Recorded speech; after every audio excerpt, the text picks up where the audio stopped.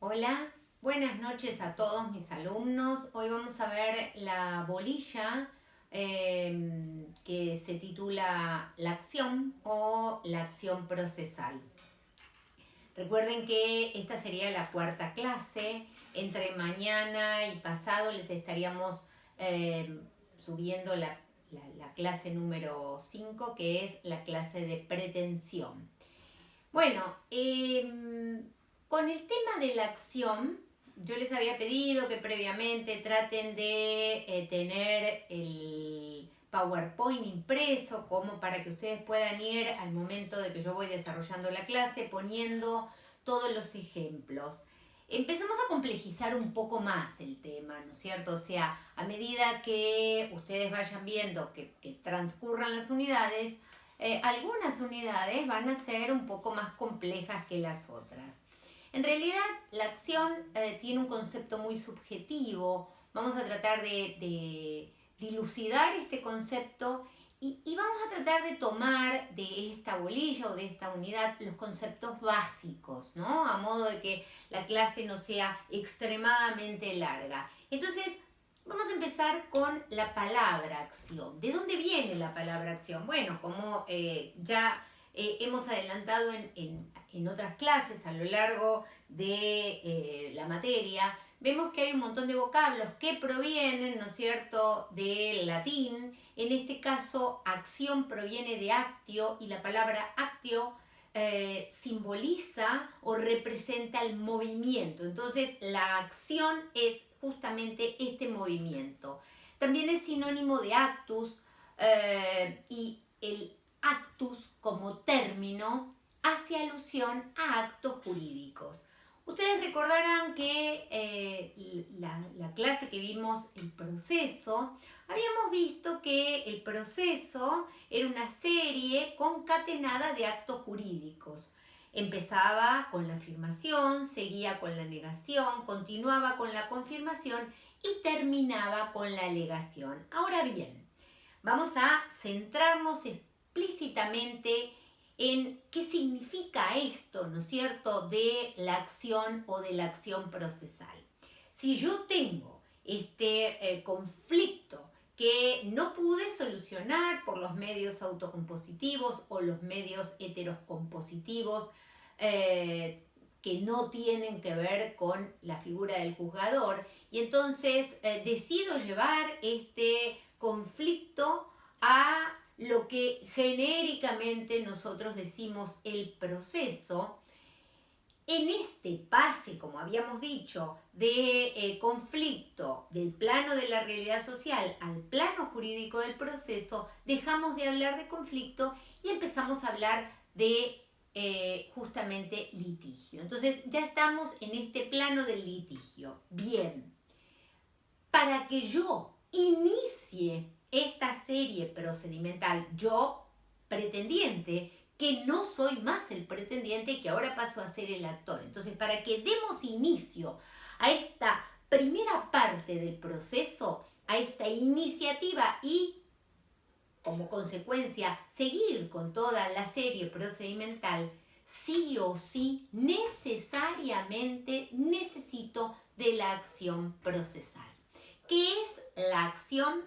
Bueno, nosotros decimos o la definimos a la acción como una instancia proyectiva y bilateral, o sea, entre dos partes, una parte actora y una parte demandada, que va a unir a tres sujetos en una relación jurídica. Y acá, si bien me adelanto un poquito, voy a hacer una diferencia, ¿no es cierto? En el proceso tenemos que diferenciar.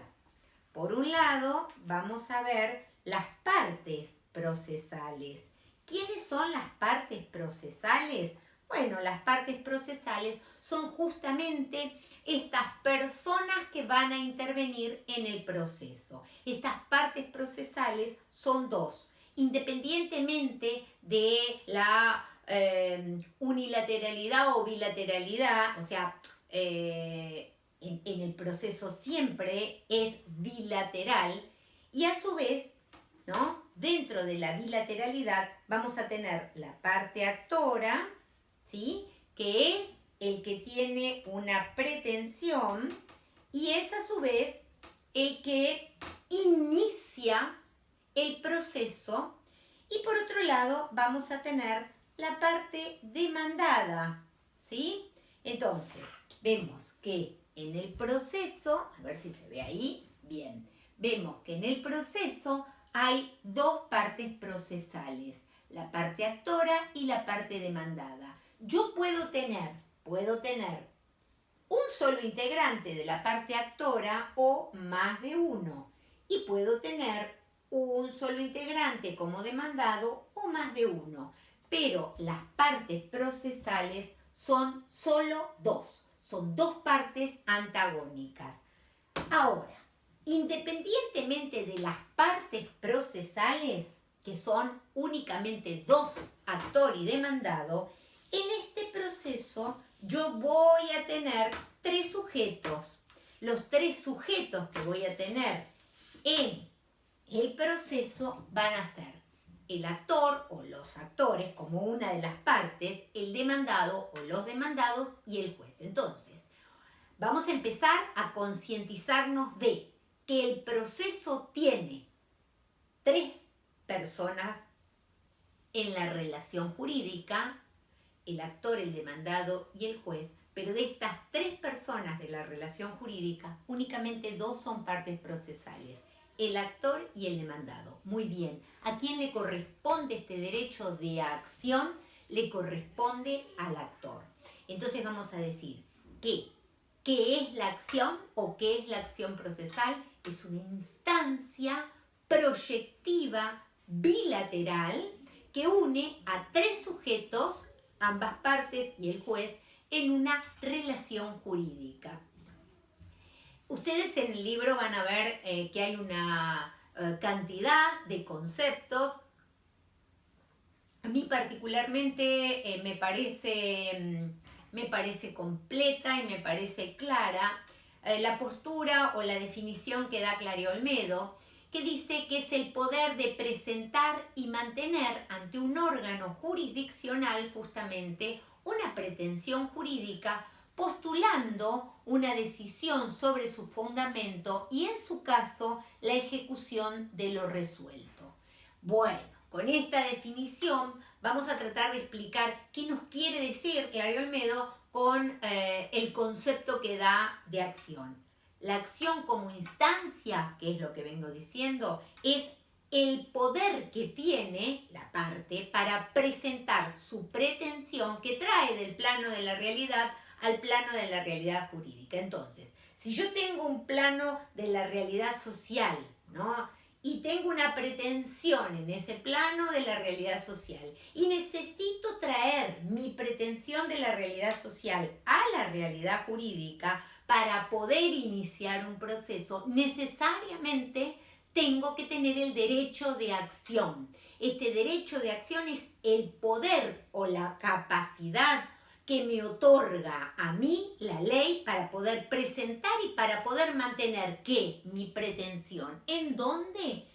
¿En dónde? Justamente en el proceso. No solamente es presentar mi pretensión, sino que además voy a postular una decisión y finalmente, si es satisfactoria mi parte, voy a proceder en su caso, en caso de que lo necesite, a la ejecución de la sentencia. Entonces, ¿cómo podemos decir que la acción es una instancia? ¿Cómo podemos complementar esto diciendo que no solo es una instancia, es un poder, es una potestad que tiene la parte, es una facultad, es una posibilidad jurídica? Y entonces, si aunamos todos estos conceptos, podemos sintetizar diciendo que es un derecho o es un verdadero, como más amplio, derecho procesal subjetivo. Bien, entonces, vamos a hablar un poquito de la bilateralidad. Yo les había dicho que la acción procesal, ¿no es cierto?, es esta instancia proyectiva y bilateral. Vale decir que cuando en la primera clase también, o en la clase del proceso, habíamos hablado del juez, ¿sí? ¿se acuerdan cuando hablamos de la naturaleza jurídica del proceso, que decíamos que el juez estaba, ¿no?, en una pirámide por arriba del actor y del demandado? Y que a su vez el juez proyectaba, ¿no es cierto?, para hacer la bilateralidad de la acción, como un espejo, y en su espejo un haz de luz para cada una de las partes. De manera que, para que haya igualdad en el proceso, todo lo que se le otorga al actor se le tiene que otorgar al demandado. Si el actor tiene el derecho de acción, el demandado va a tener el derecho de reacción. Vamos a ver que el actor tiene el derecho de acción y entonces con ese derecho de acción plasma la pretensión en la demanda y la presenta justamente, y con la presentación de demanda y en ejercicio del derecho de acción, el juez debe, porque tiene la obligación de instar el proceso. Vamos paso a paso. Ahora bien, este derecho de acción que tiene la parte, ¿no es cierto?, de llevar, como dije, mi pretensión o la pretensión de la parte a el plano jurídico del proceso, la va a tener el demandado. ¿Y por qué le vamos a decir reacción? Bueno, porque el actor acciona y el demandado reacciona. Vuelvo. Si el actor acciona, ¿qué es accionar entonces, chicos? Bueno, justamente es poder decir yo, mi pretensión, la plasmo en una demanda e inicio un proceso. Ese es el derecho de acción, ¿no es cierto?, justamente en movimiento. Y con la bilateralidad, la igualdad de derechos para las partes, si el actor acciona, el demandado, cuando recibe la demanda, va a tener el mismo derecho de acción que tuvo el actor, pero en otro tiempo, el tiempo que tardó en que el juez pueda proveer, ¿no es cierto?, esta demanda y pueda darle traslado de demanda al demandado. El demandado va a poder contestar la demanda, va a poder fijar su posición, va a poder plantear su pretensión si la hubiere o si requiriere, ¿no es cierto?, de una contrademanda en su defecto.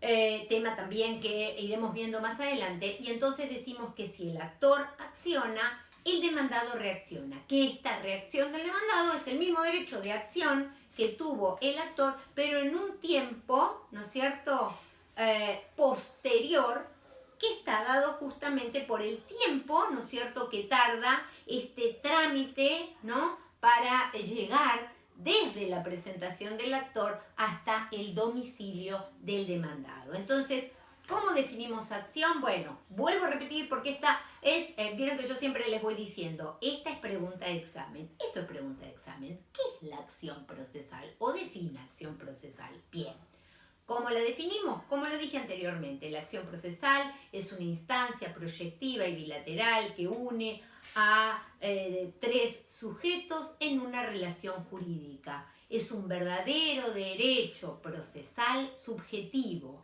Es el poder, es la potestad, es la facultad, es la posibilidad jurídica que le da la ley a quien, al actor, para que pueda llevar su pretensión al plano jurídico del proceso. Muy bien, entonces, ¿qué le confiere el derecho de acción a este actor y por ende qué le pasa en este conferir el derecho de acción al juez? Bueno,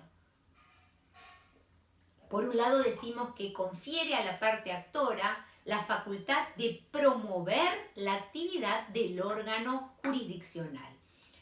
Vamos a lo básico, pero uno a veces habla de lo básico y dice, entenderán con estos términos, ¿qué es lo básico? Bien, órgano jurisdiccional, el juez, ¿sí?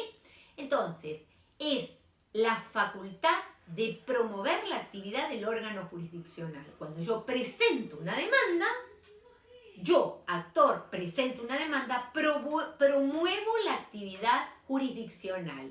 ¿Para qué? Para que este órgano jurisdiccional, después del proceso, emita una sentencia. Esto para el actor. Entonces, ¿qué hace con el actor? Le confiere ¿qué? Una facultad de promover la actividad jurisdiccional. ¿Y qué hace con el órgano jurisdiccional? O sea, ¿qué hace con el juez? Bueno, justamente le otorga el deber, y acá sí es el deber, ¿sí?, de dar trámite a la demanda o de dar trámite a la acusación, llamar a juicio a la contraparte, proveer la prueba y finalmente dictar una sentencia. Y en el caso de que dicte una sentencia y la sentencia no se cumpla, entonces este mismo juez va a dictar o va a ordenar, no dictar, la ejecución. Volvemos entonces, chicos, vamos al proceso ideal. En el proceso ideal, a ver, vamos a correr esto, así ustedes pueden ver bien.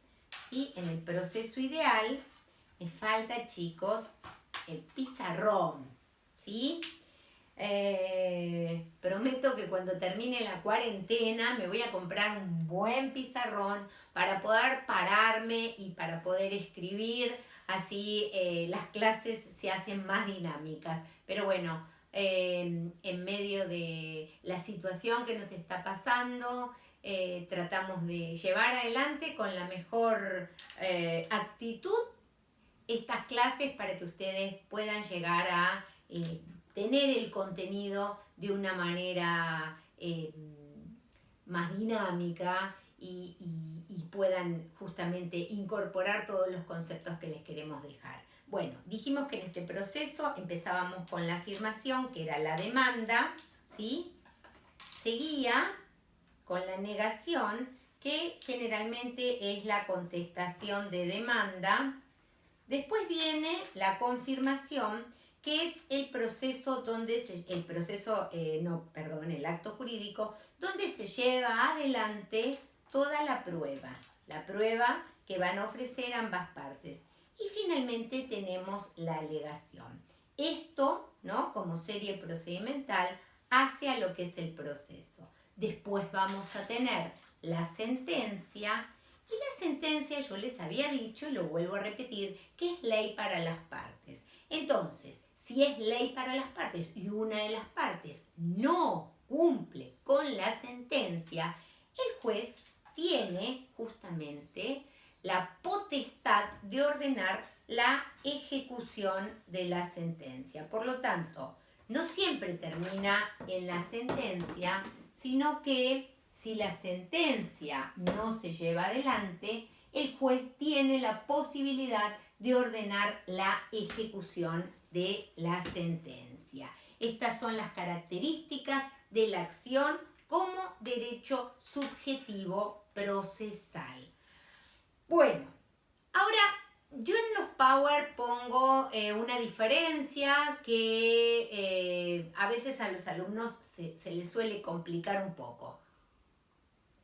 Lo que quiero decirles es que no tenemos que confundir el derecho de acción con el derecho material subjetivo, ¿no es cierto? Porque ambos derechos son subjetivos. Yo tengo el derecho procesal y el derecho material. El derecho procesal es justamente el que se pretende, ¿no es cierto?, con esta actividad, con esta secuencialidad, ¿no?, con este instar el movimiento. Por eso la acción siempre hace que uno vaya para adelante para finalmente llegar a la sentencia. Mientras que el derecho material o sustancial es lo que yo pretendo hacer efectivo, o sea, lo que yo pretendo en mi íntima convicción con relación a la pretensión procesal. Bueno, nosotros vamos a tener únicamente la idea de acción como actividad. Entonces decimos que la acción procesal es un derecho subjetivo procesal porque tiende justamente a esto, ¿no es cierto? Justamente a instar hacia adelante, a impulsar el proceso para llegar adelante con la sentencia. Y en su caso, como había dicho antes, si la contraparte no cumple con la sentencia, el juez tiene la potestad de llevar adelante de manera forzosa la ejecución de la sentencia. Por ejemplo, vamos a un ejemplo. cierto? Imagínense que tenemos un juicio de daños y perjuicios y que se condena al demandado en 500.000 pesos. Y el demandado no cumple, no paga al actor los 500.000 pesos. ¿Qué tiene que hacer el juez? El juez tiene que ejecutar esta sentencia. ¿Cómo la ejecutará? Por ejemplo, embargándole los bienes, por ejemplo, trabándole una inhibición general de bienes, por ejemplo, embargándole el sueldo. Entonces, esto es justamente llevar adelante la ejecución de la sentencia. En el estado ideal, cuando hay una sentencia y el otro paga, entonces paga justamente si la sentencia tiene que ver con una sentencia condenatoria y dentro de las sentencias condenatorias con dar una suma de dinero, porque podemos tener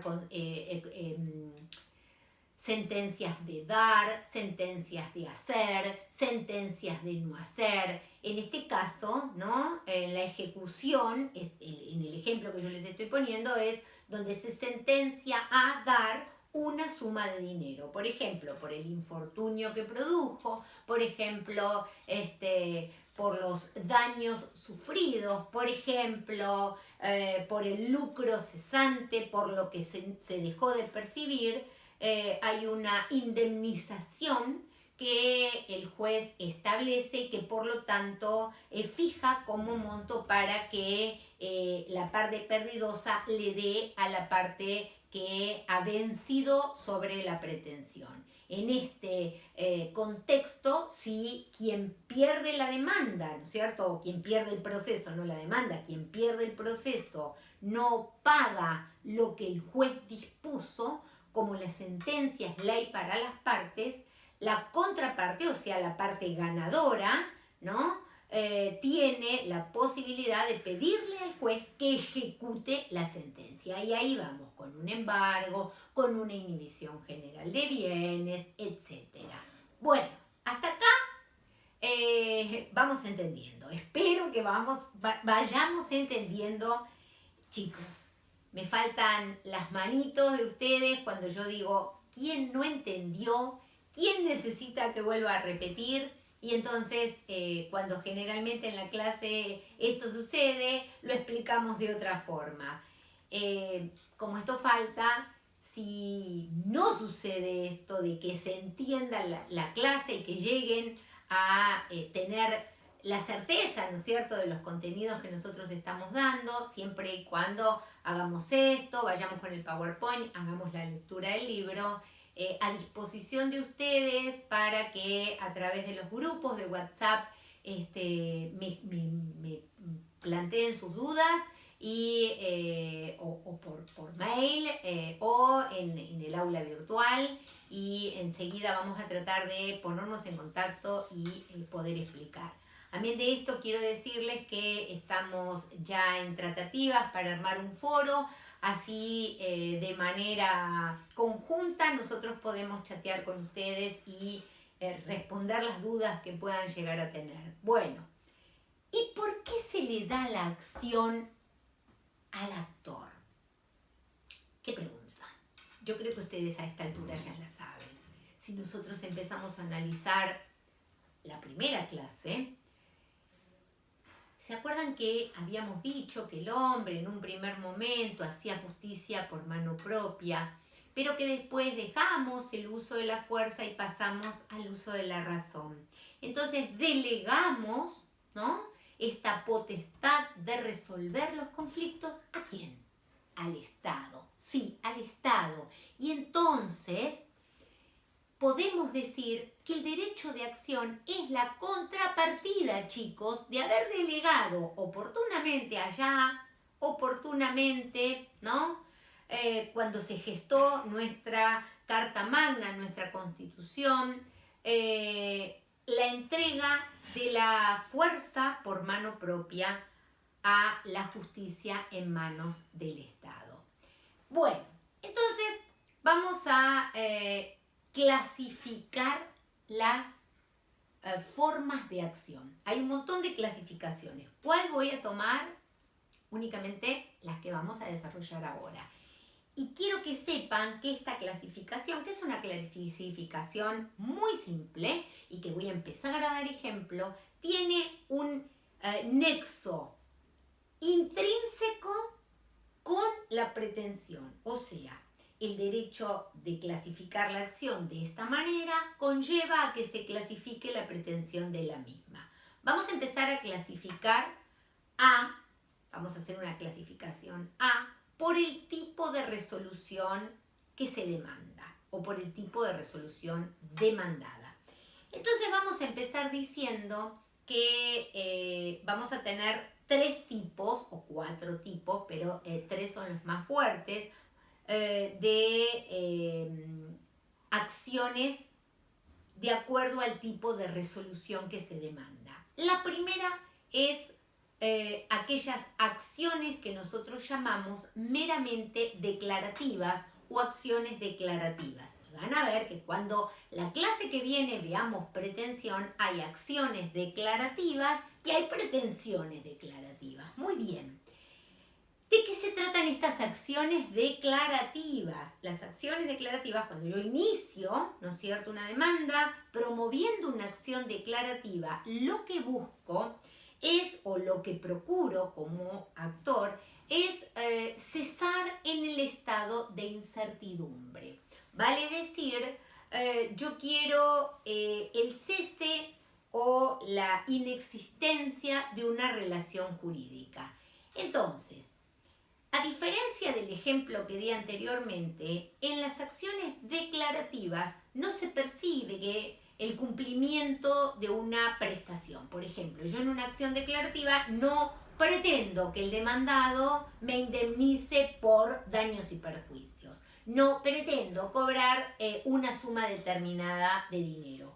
En una acción declarativa, lo que yo pretendo es que el juez en su sentencia otorgue certeza en una relación jurídica incierta. Por ejemplo, declare la existencia, ¿sí?, de una acción o declare el alcance o declare la modalidad. A ver, vamos a dar ejemplos para que ustedes puedan vislumbrar lo que es una acción meramente declarativa. Entonces, vamos a tener, por cierto, que en esto yo no persigo, ¿no?, una remuneración, el cobro, sino que lo que pretendo como lo más importante en las acciones declarativas es justamente que cese la incertidumbre, que el juez declare el derecho, ¿sí?, que establezca la relación jurídica. Bien, un caso de acción declarativa es la de reclamación de filiación. ¿Qué es la reclamación de filiación? Bueno, imagínense que lo ideal, porque uno tiene derechos y tiene obligaciones, vale decir, ante cada derecho que nosotros tenemos surge una obligación. Y esto es lo que muchas veces la gente olvida, ¿no? Nosotros pensamos que tenemos derecho a, tenemos innumerable cantidad de derechos, pero por cada derecho que tenemos subyace una obligación. De manera que cuando uno tiene un hijo, tiene la obligación de darle la identidad, de inscribirlo, ¿no?, como padre. O sea, el padre lo inscribe como hijo, vale decir. En muchos casos, sobre todo en lo que tiene que ver con nuestro país, la sociedad lleva a que haya muchos papás ausentes y entonces el chico está inscrito como hijo de uno de los progenitores. Me pasa mucho que cuando tengo las entrevistas con los jóvenes que asisto en la defensoría, les pregunto, bueno, los datos de los padres, ¿no es cierto? Porque nosotros tenemos que conformar todo lo que es el contexto sociofamiliar para trabajar con todo este núcleo familiar social y educativo para poder insertar a este joven en la mejor sociedad que pueda tener, de acuerdo a sus posibilidades. Entonces, yo muchas veces les pregunto, bueno, a ver, ¿quién es tu mamá? Bueno, mi mamá es fulana. ¿Y quién es tu papá? No, no tengo. ¿No tenés? Bueno, tener tenés. No te reconoció como hijo, pero tener tenés. No, no, yo no tengo. ¿Cierto? A veces socialmente me lleva a pensar esto, ¿no? Todos tenemos ambos progenitores, salvo que específicamente sea algún tipo de concepción determinada, ¿no es cierto?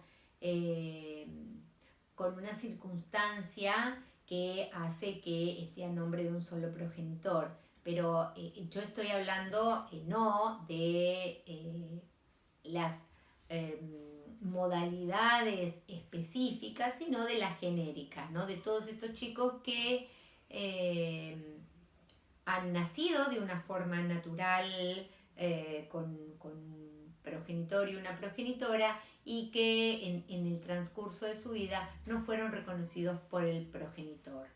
Entonces, el hijo tiene el derecho de pedir la filiación, ¿sí?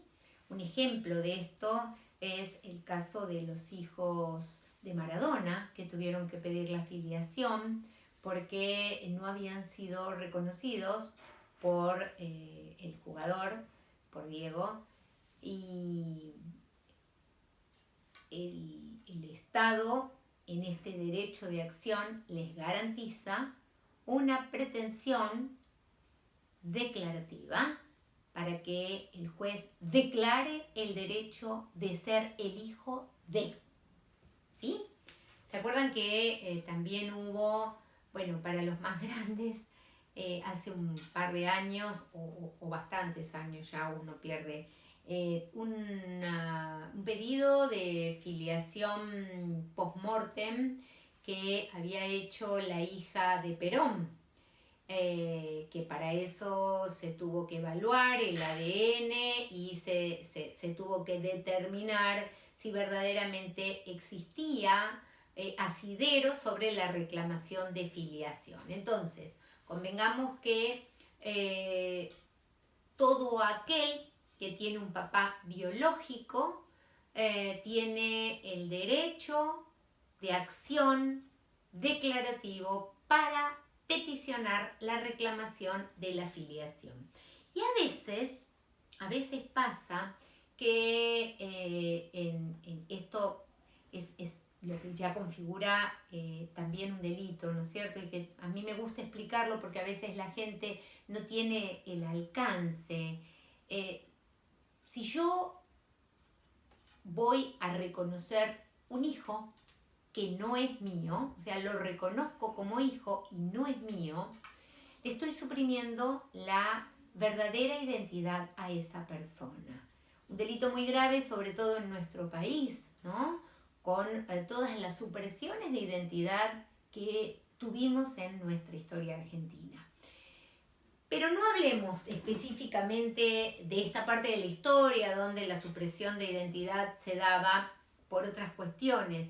Hablemos simplemente que uno a veces escucha en el barrio que haciendo un acto de lo que se cree hacer el bien, y no, yo me puse de novio con la chica esta que tenía un nene que no había sido reconocido y entonces me casé y lo anoté como padre, ¿sí? Es muy común escuchar que la gente dice esto. Sí, yo lo reconocí como hijo porque con esto le doy la obra social y con esto el chiquito cobra mi salario y con esto está protegido. ¿Está bien esto? No, es un delito. Esta es la supresión de identidad. Y en este caso, el chico que tiene un padre biológico, ¿puede reclamar su filiación? Sí, por supuesto que puede. Pero primero, ¿no es cierto?, va a tener que impugnar la paternidad de este hombre que le dio el reconocimiento como hijo, para entonces sí pedir la reclamación de la filiación. Recuerden que para reclamar una filiación no es necesario siquiera que la persona esté viva, se puede hacer un reclamo de filiación con una persona post-mortem, porque por suerte tenemos todo lo que tiene que ver con el ADN y se llega perfectamente a determinar con una certeza increíble la paternidad o el vínculo filiatorio.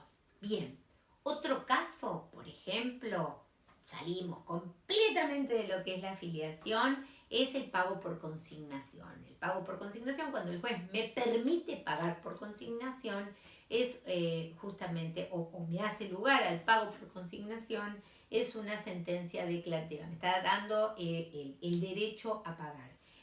A ver, imagínense que yo alquilo un local, ¿no? Y muere el propietario. O simplemente el propietario un día no me quiere recibir el pago del alquiler. Yo, como inquilino, no quiero quedar en mora con esto y por ende, si no me reciben el pago, a veces porque simplemente murió la persona y entonces hasta que se declare quiénes son los herederos, ¿a quién le hago el pago? ¿No? Otras veces porque el inquilino se peleó, se enojó conmigo, cambió de parecer y no me quiere aceptar el pago. Entonces, ¿qué hago? Bueno, yo pido el pago por consignación o el pago judicial. El juez me otorga, ¿no?, esta acción declarativa y me permite que entonces yo pueda consignar judicialmente el pago para no estar en mora. Otro es cuando el juez reconoce un documento como auténtico, ¿no? La veracidad, por ejemplo, de un testamento hológrafo, ¿no? Que es el testamento que uno escribe de puño y letra. Yo puedo hacer un testamento por escribano público, ¿no? Donde justamente este escribano es fedatario de que la persona quiso hacer el testamento, pero también me puede agarrar en un momento determinado y yo quiero poder testar, y entonces es tan simple como agarrar una lapicera, una hoja, poner el día, poner el lugar, poner mi nombre y apellido completo, mi número de documento y especificar claramente o con toda la claridad que pueda poner de manifiesto a quién quiero testar sobre mis bienes. Claro, imagínense que uno puede hacerlo, pero después se va a abrir un proceso justamente declarativo para que se determine el reconocimiento o la autenticidad, ¿no es cierto?, de este testamento hológrafo. También sucede, caso contrario, con la falsedad de un instrumento público. Y acá ya me voy a adelantar un poquito en las clases, porque nosotros decimos que si bien cuando nosotros presentamos prueba, si bien hay documentos públicos y documentos privados, los documentos públicos son los documentos emanados, ¿no?, de organismos del Estado o declarados por un escribano o por un fedatario, por ejemplo, un secretario de un juez, que valen por sí. O sea, yo no tengo que probar que son verdaderos. Yo no puedo probar no necesito probar que son verdaderos porque son documentos públicos. Por lo tanto, gozan de validez. Ejemplo, un documento. Ejemplo, una partida de nacimiento. Ejemplo, un testamento por escribano público. Pero puede existir que el escribano público, por ejemplo, falsifique, digamos, un documento público haciendo o simulando que la persona al momento de vender un automóvil, ejemplo, estaba viva. Entonces, quien alega, ¿no? Quien alega la falsedad del instrumento público es el que tiene que iniciar este juicio que se llama juicio de redargución de falsedad, porque justamente son instrumentos públicos. Redargución de falsedad, una palabra difícil, pero la vamos a usar a lo largo del proceso. Es un tipo de acción declarativa. El juez tiene que declarar la falsedad del documento público. Y otro tema o otro de los ejemplos que les traigo es la declaración de que alguien es dueño en virtud de una prescripción adquisitiva. ¿Qué se trata esto? Bueno, imagínense que yo entro en un terreno y durante 20 años pago todos mis impuestos, los impuestos, construyo, planto árboles. Entonces, a los 20 años yo puedo iniciar una acción que justamente pido que por la posesión 20añal me hagan lugar a que esta propiedad me pertenezca, ¿no? Y sea su titular. Bien, este caso también es una acción declarativa. El juez va a declarar que verdaderamente yo hace 20 años que tengo la posesión de este terreno, de este inmueble, y entonces me corresponde el derecho de propiedad. Bueno, de acciones declarativas, entonces cerramos diciendo que la acción declarativa es aquella que la parte actora inicia a fin de que el juez extinga la incertidumbre y declare el derecho. Vamos a el otro tipo de acciones que son las acciones constitutivas. Las acciones constitutivas son aquellas donde la parte actora, además de pedirle al juez que declare el derecho, va a pedir que constituya, que modifique o que extinga una relación jurídica sustancial. El ejemplo de esto es el divorcio. A ver, yo soy casada, a partir del divorcio, ¿sí? Se extingue o cambia o se modifica mi relación jurídica y dejo de ser casada para ser, ¿qué? Divorciada. No paso a ser soltera. Soltera nunca más. No con el divorcio. No con el divorcio. Entonces, sepamos esto. Las acciones constitutivas, que van a ser las mismas que las pretensiones constitutivas, son las que van a peticionarse ante el juez para que el juez justamente constituya, modifique o extinga una relación jurídica sustantiva. Vale decir, el ejemplo típico y el que ustedes tienen que saber es el divorcio. Cambia mi relación jurídica. Entro como casada y salgo de este proceso constitutivo, porque es un proceso que se lleva adelante a través de una acción constitutiva y que va a tener una pretensión constitutiva también en carácter de divorciada. Y finalmente tenemos las acciones de condena, que son aquellas que empecé hablando, ¿no es cierto? Donde lo que se va a solicitar en las acciones de condena es pedirle o peticionarle, como dije, justamente al juzgador, una sentencia que ordene a la contraparte. ¿Quién sería la contraparte? El demandado, que lleve a cabo una conducta determinada. O sea que cuando yo pido al juez que le ordene al demandado que lleve a cabo una conducta determinada, pido una acción de condena. ¿Y qué le voy a pedir a este juez? Bueno, justamente que condene al demandado a dar, a hacer o a no hacer. A dar, por ejemplo, una suma de dinero. A hacer, a levantar una pared. A no hacer, a no levantar una pared porque está dentro del límite de mi medianera. Entonces, todas estas acciones son acciones de condena. Recuerden que las acciones de condena se van a dividir en tres. Yo le voy a pedir al juez que ordene dar, hacer o no hacer. Cuando es dar, generalmente en nuestro país y en todo el mundo, decimos que es dar una suma de dinero. Estas tres tipos de clasificaciones, las acciones declarativas, las acciones constitutivas y las acciones de condena, estas tres tipos de acciones entran dentro de lo que nosotros llamamos proceso de conocimiento. Y vamos a tener dos tipos de acciones más. Por un lado vamos a tener las acciones ejecutivas y por otro lado vamos a tener las acciones cautelares. Entonces, ¿qué significan acciones ejecutivas?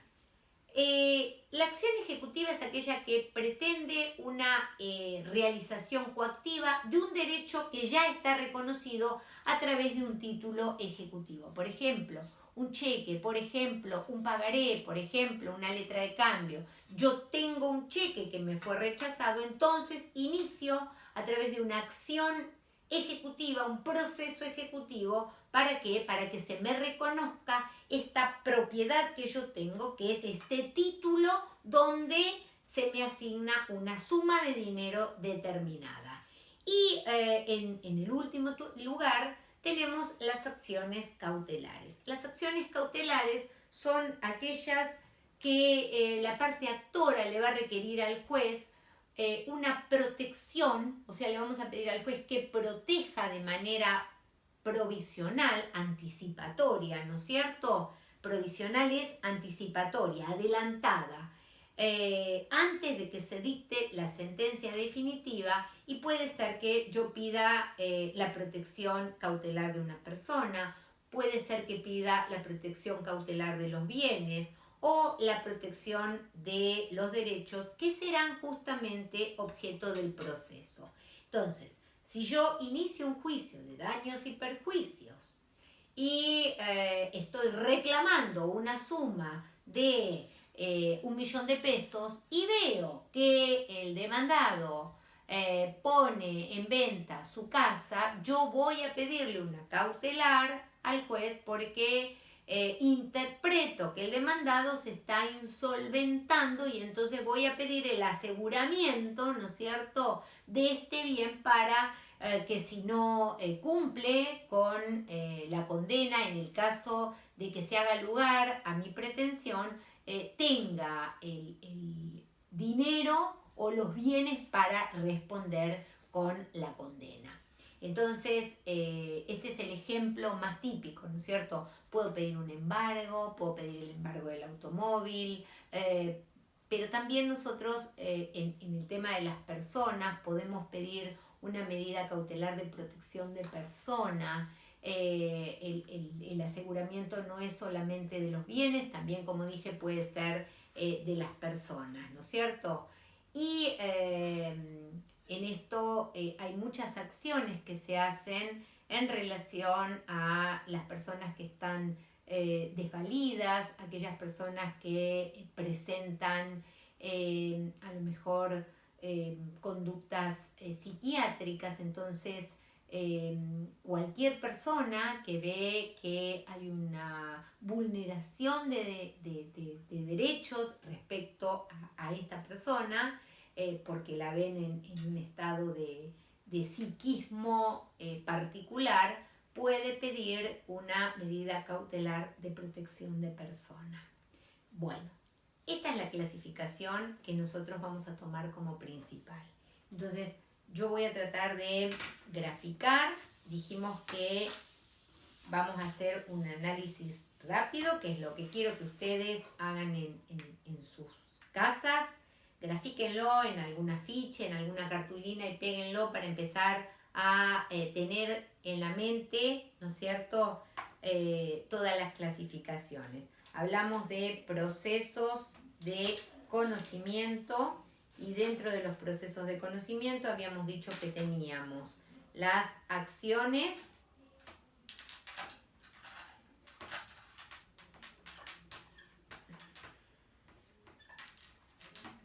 de conocimiento, que eran las declarativas, ¿sí?,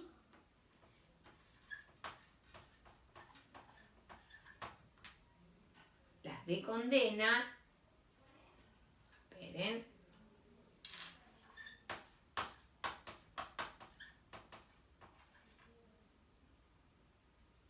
constitutivas.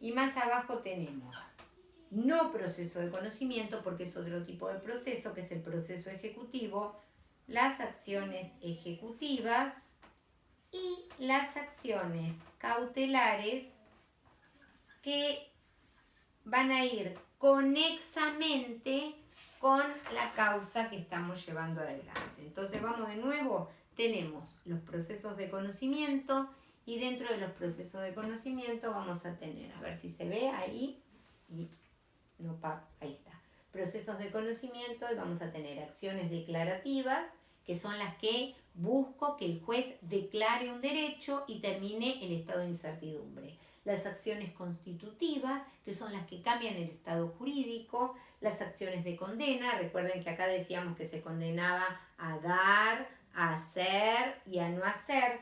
Las acciones ejecutivas, que no son procesos de conocimiento, son procesos especiales, y las acciones cautelares, que son conexas con las de condena, ¿sí? Generalmente. Entonces, estas acciones cautelares tienden a asegurar justamente los otros procesos. Bueno, y finalmente, esta es la clasificación principal. Esta es la que tienen que saber perfecto. Lo repetimos tantas veces que seguramente lo saben. Y por último, tenemos una pequeña clasificación más que hace a el interés que buscan proteger. Y entonces vamos a tener dos tipos de acciones, las acciones públicas y las acciones particulares. Las acciones particulares son las más genéricas, son las que se usan para proteger intereses jurídicos individuales, y las acciones públicas son aquellas que ejercen los órganos del Estado en nombre del orden o de la seguridad pública. Ejemplo de acciones públicas, todas las que estuvimos viendo la clase pasada, que vimos el tema de las leyes y vimos los delitos de acción pública y los delitos de acción privada. Entonces, las acciones públicas vamos a decir que son todas aquellas que lleva adelante el Ministerio Público Fiscal. Bueno, chicos, con esto de acción es más que suficiente. Veremos cómo se va llevando adelante esta situación. No desesperen, que siempre que hay una posibilidad habrá un montón de alternativas para que ustedes puedan abordar el examen y tener la materia, ¿no es cierto? Que es lo que a ustedes más les interesa.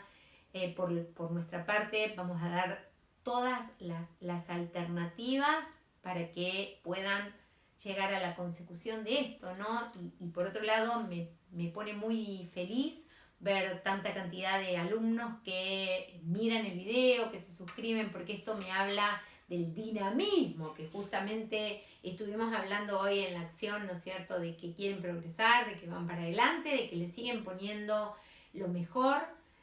Todas las pilas en esto, a no bajar los brazos, y nos vemos entre mañana y pasado, depende de cómo ande internet, en la próxima clase, que es la clase de pretensiones. Ya les voy a dar para que empiecen a buscar y a investigar una página que es la página del Ministerio Público, que a mí me gusta mucho que ustedes entren, porque en esta página del Ministerio Público, que es abierta a todos, ¿no es cierto? Hay un mapa judicial que me sirve mucho que ustedes lo tengan en el momento de que veamos competencia, que es uno de los temas que a mí más me gusta. Así que les voy a dar este link, van a entrar a www.mpblargaa.gov.ar. Esta es la página del Ministerio Público de la Provincia de Buenos Aires, www.mpblargaa.gov.ar. En esta página métanse, investiguen, porque va a ser riquísima para ustedes. Hay muchísimas cosas que les van a interesar, pero hay una parte que habla del mapa judicial. Y está la provincia de Buenos Aires con todos los departamentos judiciales que tiene. Así que La tarea, acá no les voy a mandar trabajo práctico, el trabajo práctico va a ser con demanda y falta un poquito, todavía falta, porque me falta la clase de pretensión, me falta justamente la clase de competencia y jurisdicción, y recién ahí sí la demanda, ¿no? Les digo esto porque yo sé que hay gente que está tratando de armar, tranquilos, tranquilos chicos, que falta todavía. Es necesario que tengan todas las clases para hacer un buen trabajo. Y es muy necesario que ya empiecen a ver, porque competencia suele ser un poquito complejo, no menos hermoso, porque es hermoso desarrollar el tema de competencia, pero entonces en esta página, que es un deleite porque está maravillosamente armada para todos los ciudadanos, lleguen a ver el mapa virtual y fíjense cuántos departamentos judiciales hay en la provincia de Buenos Aires, a qué departamento judicial pertenecen ustedes, porque de acuerdo a dónde vivan van a pertenecer a un departamento judicial. Y entonces sí, el día que trabajemos en el tema de competencia, vamos a hacerlo más rápido entonces. Vamos a dar unos días para que ustedes entren y después vamos a mandar la consigna para que cada uno de ustedes, vamos a mandar la consigna. Mariana nos va a mandar la consigna para que cada uno de ustedes pueda decir quién es y en qué departamento judicial vive. El departamento judicial es el departamento que corresponde a la zona donde ustedes tienen su domicilio real. ¿Cuál es el domicilio real? El que tienen en el documento. Bueno, muchísima información se llevan hoy. Espero que tengan muchas ganas de trabajar y los saludo con todo el cariño. Nos vemos dentro de prontito. Que entiendan la clase y que la disfruten.